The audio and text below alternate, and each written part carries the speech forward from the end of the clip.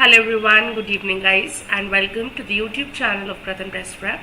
Myself Juhi Sharma, and here we are with yet another current affairs episode of the series Current Affairs SAMVAD. And in this particular series, what we do is we cover the current affairs of the past 2 to 3 days. In this particular episode, we are going to cover the current affairs from the 18th of September to the 21st of September.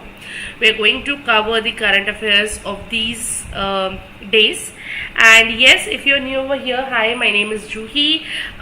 Please make sure that you subscribe to PRATHAM Test Prep's YouTube channel. It won't take more than a moment for you. Hit that like button if you like this video. Subscribe to the channel if you haven't done already. And also press the bell icon right next to it so that you get notified whenever we go live or we upload any new video, because trust me, we upload a lot of informative content specifically curated for undergraduate entrances from all spheres like management, law, hotel management, mass communication, BCA, and many more, right? These current affairs episodes go live on every Monday and Friday at 8:30 p.m. So every Monday and Friday 8:30 p.m. we have these current affairs episodes go live for all of you. Alright, so without wasting too much of time, let's quickly see the first news of the day. But before that, as a ritual goes, let's see the quote for the day. And the quote for today is, the beautiful thing about learning is that no one can take it away from you. Yes, so your learning is your learning. It is very personal. Nobody can take it away from you, right? And that is the most beautiful thing about learning. Okay, now it's not only about studies. Learning can be in all walks of life. So yes, that is the quote for the day. Moving on to the first news, we have from the category International Day of Peace. Yes, International Day of Peace is a category, is a news from the category important days, right? Every year, 21st of September, we observe International Day of Peace, right? And why this day is observed? Basically for global peace, for a non-violent vibe between the nations, for no conflict, right? We basically observe this particular day, and this particular day is known as International Day of Peace, right? Or World Day for Peace. Now, as you can see in the image also over here, this year's theme was Action for Peace, our ambition for #global goals, right? So the theme for the year 2023 International Day of Peace is Actions for Peace, our ambition for #global goals. That was a theme for this particular day, all of you. All right. Now, as I've already told you that why this day is observed, and as the name also signifies, International Day of Peace or World Peace Day, often also known as World Peace Day. So this is basically observed to create a peaceful environment, to have a non-violent environment across the globe, across the global communities, less of conflicts, less of war, less of violence, and to create people and to create awareness amongst the people for all of these things. International Day of Peace is observed. I hope this is clear to everybody. Now, moving further to the next news, we have about the 41st UNESCO World Heritage Site of India. So as of now, up till September 2023, we had 40 UNESCO World Heritage Sites in India, but now we have the 41st site as well, and the 41st site is Shantiniketan. Yes, Shantiniketan. I'm sure that you all are aware that Shantiniketan is related to Gurudev, is related to Rabindranath Tagore, right? So Shantiniketan is basically an educational hub. You can say it's a cultural hub, which was founded by Gurudev or by Rabindranath Tagore. Okay, and this has been named as UNESCO's 41st World Heritage Site of India. Okay, this was what? This was Shantiniketan. Now this was proposed by which ministry? Proposed by the Ministry of Culture, right? Now excuse me. Shantiniketan is basically in West Bengal, in Birbhum district of West Bengal, and there this particular ashram was established by Mr. Rabindranath Tagore's father, Debendranath Ji. He spotted that particular place, and it was his decision to establish an ashram over there, right? And he actually built a house over there which is known as Shantiniketan, and in literal terms Shantiniketan is known as the abode of peace. Later, that Shantiniketan by Tagore was converted into a cultural and an educational hub, right? And basically this has been made as the 41st UNESCO World Heritage Site of India. Alright, now the World Heritage Site, it doesn't only focuses on the architectures, it also focuses on the human values, on the landscape design, on town planning, right? So for example, Sun Temple of Konark is one of the World Heritage Site. So likewise, we have 41 World Heritage Sites from India. Alright, now when I talk to you about Rabindranath Tagore, you can here see an image of Rabindranath Tagore's Gitanjali. Now we know that Rabindranath Tagore was the first Indian, also you can say the first Asian to receive Nobel Prize in the field of literature. Yes, Rabindranath Tagore won the Nobel Prize in the field of literature in the year 1913, right? And he got it for Gitanjali. Gitanjali is basically his creation. It was a collection of poems, and yes, he was the first person to get Nobel Prize in the field of literature. Just for your knowledge, that Nobel Prize is given in the honor of Alfred Nobel, right? And it is given in 6 categories: physics, chemistry, physiology or medicine, literature, peace and economic sciences. The last category to be added in the field of Nobel Prize was economic sciences. Alright, now moving on to the next news of the day, we have Old Parliament building to be called as SAMVAD Divas. Now we all know that this was all over the news 2 days back, that the last session got conducted in the old Parliament building in the Sansad Bhavan, right? But now the new Parliament building has been built, and the proceedings will be, they will take place in the new Parliament building, and all the parliamentary proceedings will be now, they have already been shifted to the new Parliament building basically. So if you can see over here, the image above is our old Parliament and the image below is our the new Parliament. Now we have already covered a lot of pointers on the new Parliament building, right? But yes, what Modi ji has proposed, they has proposed that the old Parliament building will be renamed as Samvidhan Sadan. Yes, the old Parliament building will be renamed as Samvidhan Sadan. And let me just quickly tell you that in which year the foundation of the old Parliament building was laid. It was done in the year 1921 by the Duke of Connaught, right? And we know that the Central Delhi was basically designed, the architects of Central Delhi were Edwin Lutyens and Herbert Baker. So these were the people who were the architects of this building as well, and they had given Indo-Western touch to this particular building, right? They have incorporated the Indian motifs and style also.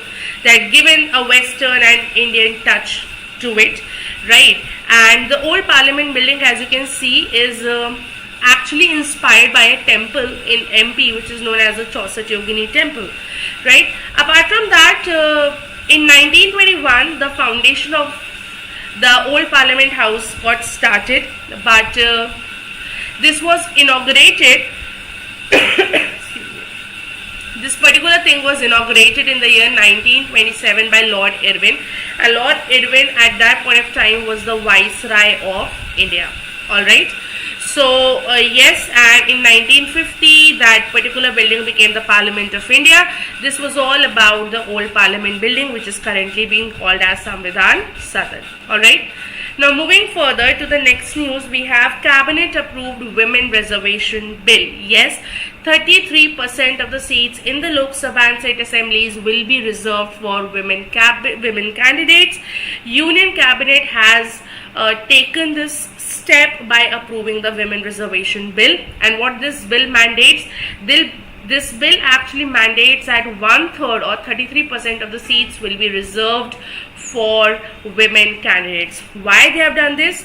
Very basic, for a better representation, for increased and a better representation of women in the legislative bodies, and to promote gender equality. Right now, for the very first time, basically, this women reservation bill was introduced in the year 1996 under the 81st constitutional amendment bill, right? But this particular bill couldn't got approved, right? It was lapsed because an issue over OBC women was raised. So this bill didn't see the light of the day. But yes, now we have 33% reservation for women in the state assemblies and in the Lok Sabha, right? Also, there was this particular report, or known as the Inter-Parliamentary, this report from the Inter-Parliamentary Union, and the name of the report was Women in Parliament. According to this report, the Indian women, or the Indian women in power, they are very few in number. The women serving in the national legislature are very few in number. India ranks lower than 140 other countries. We are even, when it comes to ranking, we are even behind the African nations and the South Asian nations. Even we are lower than Pakistan, Nepal, Sri Lanka, etc. Right? So the women in our countries, they are not really serving in the national legislature. There is no, there is no such set number of seats of women, but now 33% of the seats will be reserved for women, and this has been approved by the Union Cabinet. Alright. Now moving further to the next news, we have about the Rashtriya Vigyan Puraskar. Now this is a new category of awards that are basically introduced by the Government of India as the most prestigious or the highest honor in the field of science and technology. Yes, in the field of science, tech and innovation, the Government of India has introduced this Rashtriya Vigyan Puraskar as one of the awards in the set of national awards. Now we know that the highest honor given in the field of sports is Major Dhyan Chand Khel Ratna Award, right? The highest honor given in the field of cinemas is Dada Saheb Phalke Award. In the field of music is Sangeet Natak Academy. In the field of literature is the Gyanpith Award, right? So these are the highest awards, highest honors given in different fields. So likewise, for science, technology, innovation, the Government of India has actually set out a new category, a new award specifically curated for science and tech, and this is the Rashtriya Vigyan Puraskar, and these will be the highest honors. As I've told you, these will be the highest honors within the scientific and technological community in India, right? And everybody who has an exceptional contribution, be it an innovator, be it a technologist, be it a scientist, right, they will be receiving this particular honor, particular award. And apart from that, this particular category has 13 domains to honor people from. Alright, moving on to the next news, we have India hosted the inaugural UN Central South Asia Conference. Yes, India hosted the United Nations Commission on International Trade Law Conference, the South Asia Conference. It was hosted recently by India. You should be aware of that. Jointly, this was organized by Ministry of External Affairs and UNCHMCT, right? And of course, the India's National Committee, the Coordination Committee. Now, as there is in the name itself international trade law, that means there will be an interaction between the judiciary, the bureaucracy, the academia, and the legal fraternity. And all the topics from arbitration, mediation, insolvency, investor-state dispute, digital economy, MSMEs, all these topics got covered in this particular conference, in this particular South Asian conference, right? Now, UNCHMCT is nothing, it is a legal entity basically of the United Nations system, which is specifically dedicated for international trade law, right? Specifically dedicated for international trade law. It is that legal body with universal membership that specializes in commercial law reform worldwide, right? What are the primary goals? That international trade होना चाहिए, legal frameworks के through cross-border commercial transactions होनी चाहिए. It should be fair, it should be transparent, it should be efficient, but should have a legal framework attached to it. And the last news of the day we have is about the Asian Games 2023 opening. We know that the Asian Games are starting from the 23rd of September, that is literally tomorrow. The Asian Games will start and it will continue till the 8th of October. Yes, 23rd of September to the 8th of October the Asian Games will continue, and the Indian Olympic Association IOA has basically decided that this year in the opening ceremony not only one but there will be two flag bearers from the Indian contingent, and it will be Harmanpreet Singh and Lovlina Borgohain. Right, we know that Harmanpreet Singh and Lovlina Borgohain have won medals in Tokyo Olympics. Now, before that, let me just tell you that the opening ceremony of the Asian Games will be in is going to conduct in Hangzhou in China. Right. Now, as we are already aware that Harmanpreet Singh is related to hockey and he has won bronze in the Tokyo Olympics.